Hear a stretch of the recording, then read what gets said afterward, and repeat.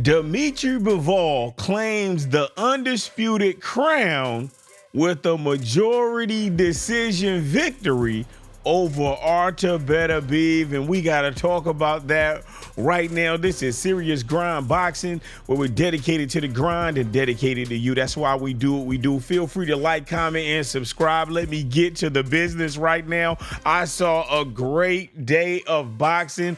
Oh my goodness, Dmitry Bivol, he just offered sweet revenge on a fierce rival by the name of Artur Beterbiev, and he has become the new undisputed lightweight heavyweight champion of the world. You heard that right. Now, I want to say about 4 or 5 months ago, right, in their initial encounter, they was in Kingdom Arena. Two of the best light heavyweights on the planet met, and man, it was an exciting event at Riyadh season. Do you understand what I'm saying? It was a gruesome encounter. It didn't have any knockdowns, but man, this time around, it was so different. It was a harder fight. It was a higher pace. It was more burst of action, and it was Dmitry Bivol who refused to complain about the decision after the first fight, who got the nod this time around, and it was a great situation. It was a beautiful event. I don't know the type of cameras that they are using to record, but man, it looked like it was 5D. So anyway, Dmitry Bivol wins by a majority decision, and get this, it's by the exact same scores that Artur Beterbiev did the first fight. Yes, you heard that right. It's just so weird.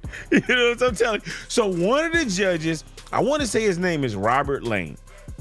He scored the fight 114 to 114 even, right? Another judge by the name of Deontay Duarte, he had it 115 to 113, and Mike Fitzgerald had it 116 to 112, and they agreed that Dmitry Bivol had did enough to claim all 4 belts at 175 pounds. Oh my goodness. And it was a great fight.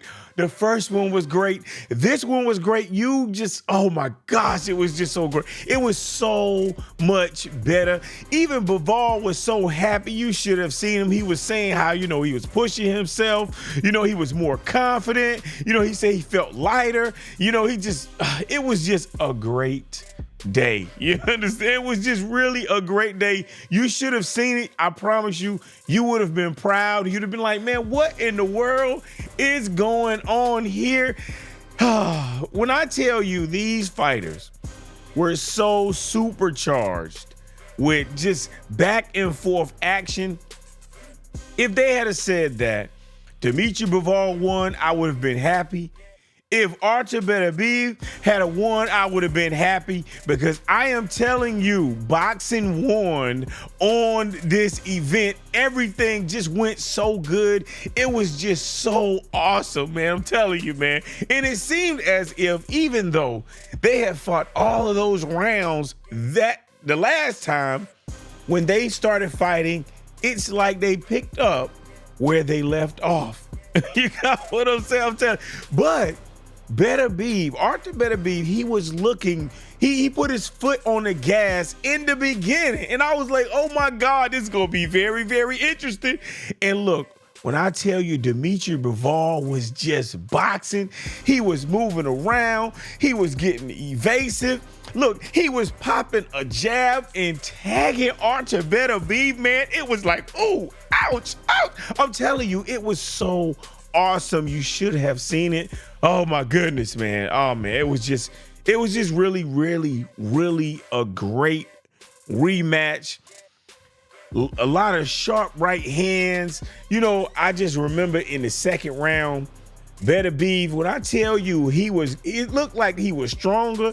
He looked like he was pushing forward. He looked like he was so determined. And I was like, man, this is a little different than the first fight, because the first fight, Dmitry Bivol, in the first, 4 to 5 rounds, he was pushing the pace. But this time around, no, man, Artur Beterbiev, he was really pushing the pace.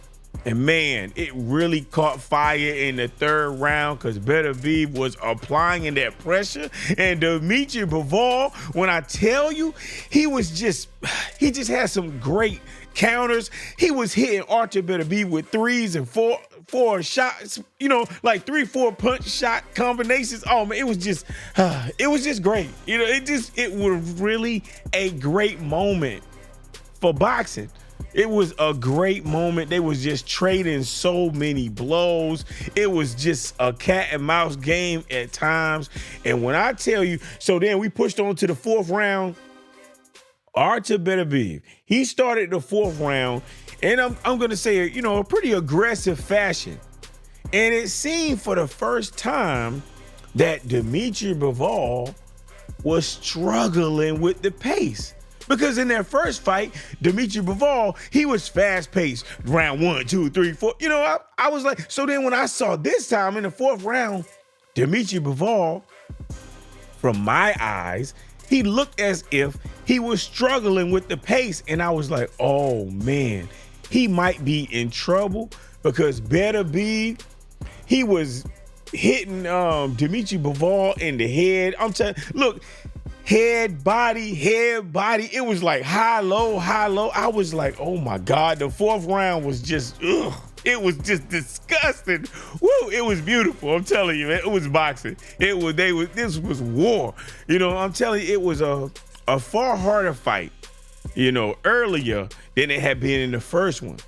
And it was Beterbiev who was just enjoying the better of the fight in the beginning. Even when these undisputed champions, were landing on the gloves or on the elbows, it still seemed like it was effective on both of these individuals. You know what I'm saying? But what I will say, from my perspective, Beterbiev, he just was landing some thudding shots. And Dmitry Bivol, his shots were doing little to slow down Artur Beterbiev.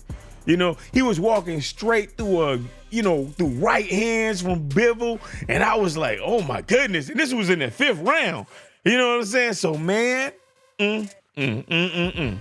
I saw Dmitry Bivol backpedaling at first, right? I say 1 through 4th. And look, man, 5th round, it was just back and forth. He was hitting Artur Beterbiev with flurries of punches. I guess he was just trying to, and I noticed at the end of the rounds, Dmitry Bivol, he would throw like a flurry of punches. And it seemed like in these first rounds, he was trying to convince the judges that, hey, man, give me these rounds. So I was like, I see what you're doing. But look, man, when I tell you around the 5th or 6th round, Artur Beterbiev and Dmitry Bivol, they planted their feet. And when I tell you they were unloading shots on each other, I want to say it lasted like a minute and a half. I don't know what round it was. It may have been like 6, 7, 8. I don't know. But oh my God, they were both landing so many punches. I'm telling you, man, I had never seen anything like it. And neither one of them had a sign of weakening. And I was like, oh man, they're not hurting each other. They're just trading a lot of shots. I just was like, what in the world? This is just, it's uncertain. You got what I'm saying? Now, Bivol, he had a great 7th round. He had a great 7th round. Oh my goodness, man. But it did start off with a lot of uncertainty. You got what I'm saying? Because I think he got hit with like 5 or 6 punches. And I was like, what in the world? So anyway, we just pushing on. Bivol was landing this right hook.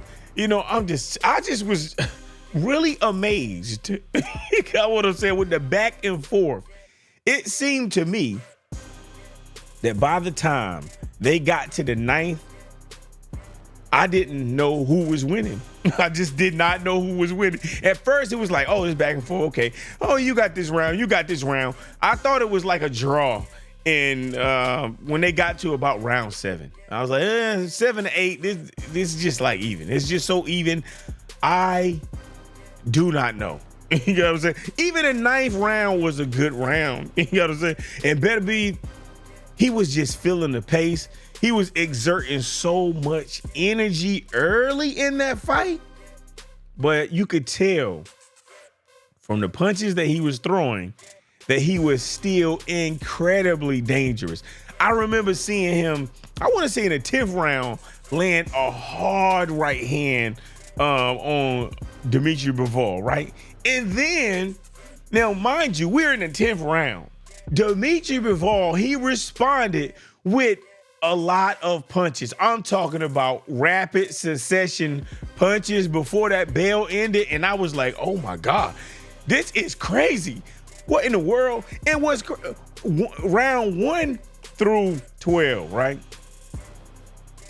Dmitry Bivol, he had lateral movement. He was moving back. He was punching while moving back. He was moving to the side. That's what lateral movement is, if you don't know. But I'm telling you, it was just, look, man, he was landing so many punch combinations. Man, I was jumping up and down at this gigantic screen that I was looking at. So now before the start of the 12th round, you know, they had microphones in the corners, right? And Beterbiev, his corner team, and they were screaming at him like, look, you need to win this round to stand a chance at winning the fight. They were telling them that. This 12th round now. And when I tell you, he understood the assignment. Artur Beterbiev, he understood the assignment. Now, Bivol, he did a little more than move for the, you know, I say the first half of the fight, you know, he was moving, you know what I'm saying? But these final 3 minutes, oh my goodness. When I tell you, it's as if they understood the mission. It's like Bivol knew that he had to win. Beterbiev knew that he had to win.